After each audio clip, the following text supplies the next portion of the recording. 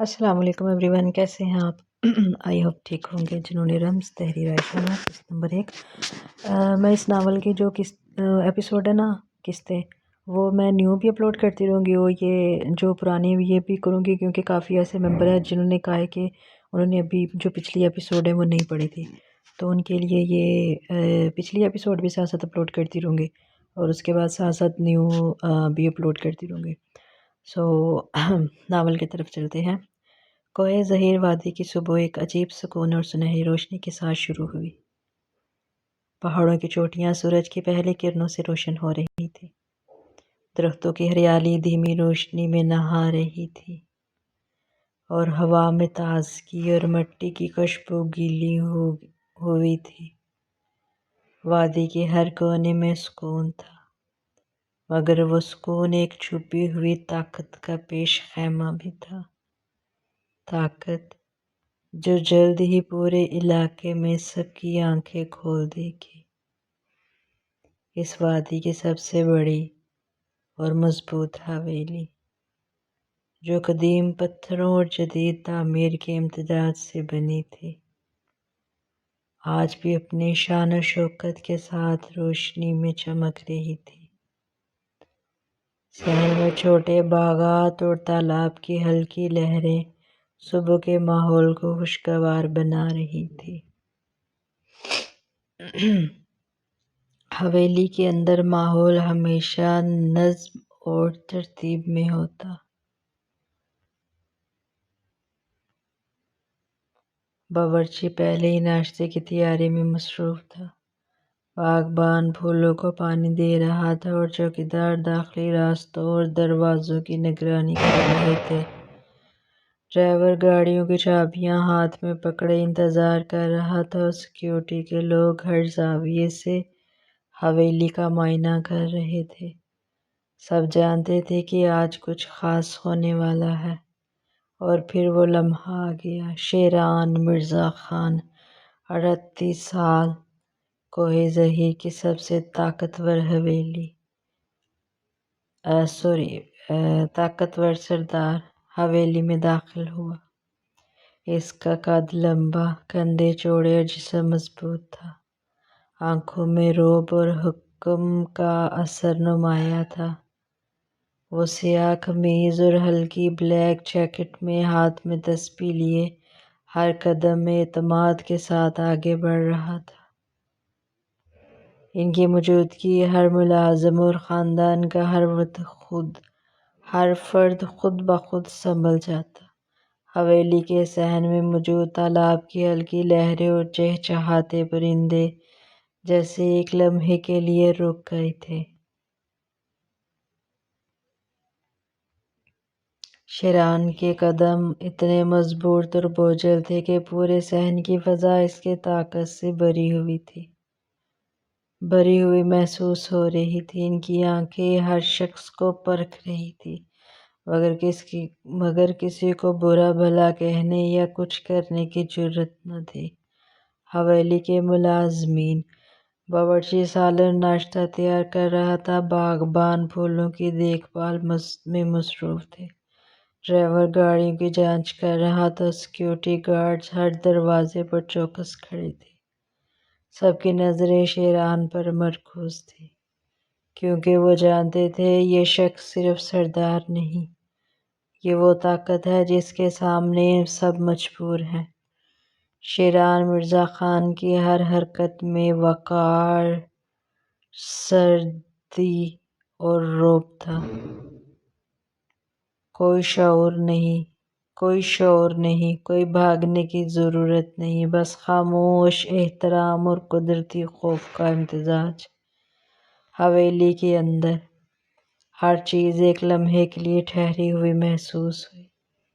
سب جانتے تھے کہ آج کی صبح ان کی زندگی میں ایک نئے باب کا آغاز ہونے والا ہے۔ سرکار، ایک ملازم ہانپتا ہوا شیران مرزا خان کے سامنے آ کر کھڑا ہو گیا۔ ہاتھ بندھے ہوئے تھے، سر جھکا ہوا تھا۔ کیا موت آن پڑی جو صبح صبح اپنی شکل دکھا رہے ہو؟ شیران نے ناگوار نظروں سے اسے دیکھا۔ سرکار، وہ ساتھ والے گاؤں کے دین شاہ کے ہاتھ ہمارا ایک ملازم مارا گیا ہے۔ شیران مرزا خان نے جب یہ سنا دو ہاتھوں میں پکڑی تسبیح کو اپنی مٹھی میں دبوچا جیسے دین شاہ کی گردن اس کے ہاتھ میں آ گئی ہو۔ گاڑیاں نکالو، مکرم کو بلاؤ۔ شیران کے حکم پر ایک ملازم بھاگتا ہوا مکرم کو بلانے چلا گیا۔ مکرم شیران مرزا کا رائٹ ہینڈ، 42 سال عمر۔ مکرم دہشت کا چھاپا۔ لقب کی وجہ، دشمن اور دوست دونوں کے لیے ایک نام جس کے سننے سے لوگ کانپ اٹھتے۔ مکمل طور پر شیران کا فالوور، مگر اپنی جگہ خود بھی خوفناک اور بے رحم روپ اور شخصیت۔ قد لمبا، چوڑے کندھے والا جسم، مضبوط، ہر حرکت میں رعب۔ ایسی آنکھیں جیسے بجلی چمک رہی ہو، دیکھ کر ہی دل جم جائے۔ گہری داڑھی، سخت جبڑے، دانت ایسے جیسے ہر لمحہ داڑنے کو تیار۔ سادہ سیاہ، ہر وقت بلیک جیکٹ یا قمیض میں، ہاتھ میں کبھی چھوٹا چاقو یا چھوٹی چابک۔ وہ سر دہشت۔ شیران مرزا خان بھی طاقتور ہے، مگر مکرم کے غصے کی دہشت، دشمنوں کو زمین پر مارنے اور انسانی خوف پیدا کرنے کی قدرت شیران سے بھی زیادہ۔ مکرم کی موجودگی میں دشمن دل کے اندر لرز جاتا اور حویلی کے غلام بھی ادب سے رک جاتے تھے۔ ہر لڑائی میں ماسٹر ہاتھ کی حرکت، دشمن پر حملہ اور حکمت عملی، سب کچھ مکمل طور پر شیران کے ڈائریکشن میں، مگر ضرورت پڑنے پر مکرم خود بھی سردار کی طرح فیصلہ کر سکتا ہے۔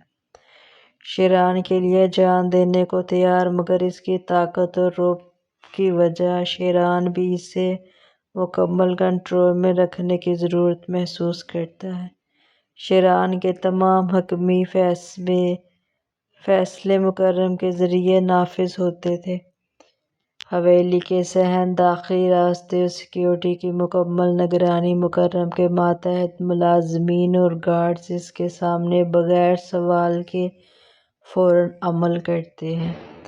دشمن کے سامنے مکرم کے الفاظ، نظر یا ہاتھ کی حرکت، سب کچھ ڈر، رعب اور حکم کا سبب بننا ہے۔ مکرم کا ماضی چھپا ہوا ہے، کسی کو نہیں معلوم کہ وہ اصل میں آیا، کیسے آیا۔ صرف اتنا پتہ ہے کہ شیران کے دشمن بھی اسے دیکھ کر کانپ اٹھتے ہیں۔ وہ خاموشی سے ہر معاملے کو اپنے ذہن میں ناپ تول کر کرتا ہے، مگر ضرورت پڑنے پر صرف ایک لمحے میں سب تباہ کر دیتا ہے۔ حویلی کے اندر مکرم کی موجودگی ہر کسی کے لیے ایک خاموش دھماکہ کی طرح تھی۔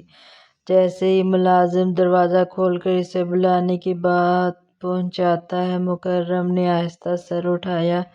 اس کی آنکھوں میں وہی رعب اور غصہ جھلک رہا تھا جو شیران بھی زیادہ خوف پیدا کرتا تھا، شیران سے بھی زیادہ خوف پیدا کرتا تھا۔ مکرم نے ایک لمحے کے لیے صرف نظریں ملا کر ملازم کو دیکھا اور پھر اپنی بھاری آواز میں کہا، کہو۔ ملازم نے ہاں کانپتی آواز میں کہا۔ شیران کا حکم سنایا۔ مکرم کی آنکھیں لمحہ بھر کے لیے سنجیدگی سے جم گئیں، پھر مختصر سر ہلانے کے ساتھ جواب دیا، ٹھیک ہے۔ وہ فوراً شیران کے پاس پہنچا، سر جھکا کر کھڑا ہو گیا۔ شیران مرزا خان کے چہرے پر معمولی سا اطمینان جھلک گیا۔ مکرم کی موجودگی اس کے جاننے اور نہ جاننے والے دشمنوں کے لیے ایک انتہائی خطرناک پیغام تھی۔ شیران کے فیصلے اب مکمل قوت اور دہشت کے ساتھ نافذ ہونے والے تھے۔ شیران اپنے لمبے قدموں کے ساتھ حویلی کے بڑے داخلی دروازے کی طرف بڑھا، مکرم اس کے ساتھ ایک قدم پیچھے، لیکن ہمیشہ نظریں دشمن پر جمائے ہوئے۔ حویلی کے باہر بلیک لینڈ کروزر اور 2 سیکورٹی گاڑیاں تیار کھڑی تھیں، ہر ایک گاڑی میں محافظ اپنی جگہ پر، ہاتھ میں ریڈیو، آنکھیں دشمن کی جانب